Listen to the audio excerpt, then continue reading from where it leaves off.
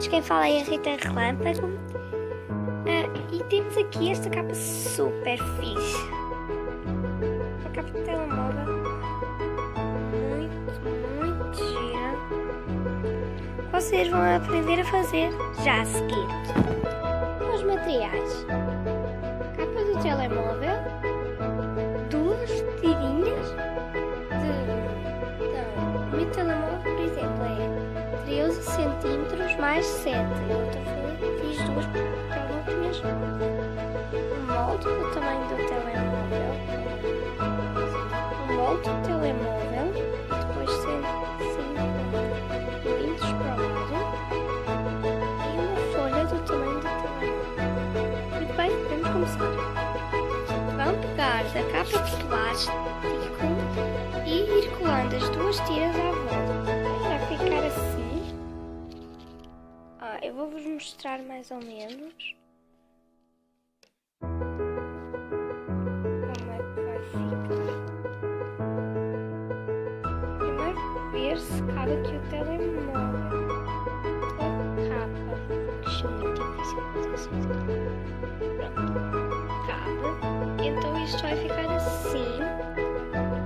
E depois com o outro enfeite e vamos pôr. Muito bem, então vamos continuar. Vocês agora pegar aqui isto, pôr cola aqui em cima e colar isto assim. Não ficou ajustamente. Não sei aqui um problema, mas eu consegui arrumar, então vai ficar assim. Mas agora vamos tratar da parte de trás. Para isso vamos precisar disto. A coisa que vamos ter de fazer é colar isto aqui. Vocês já vão ver o efeito que vai ficar. Ficou assim. Agora vou-vos mostrar como é com a câmera por dentro. Fica assim. Mas agora isto não vai ficar por aqui, né? Nós vamos fazer uma espécie de cola mágica de pintura.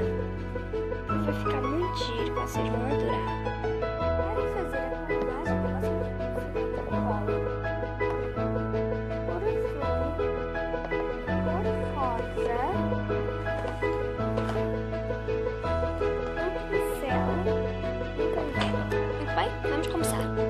Vou pegar na cola e pôr em 2 recipientes, uma quantidade tipo moderada.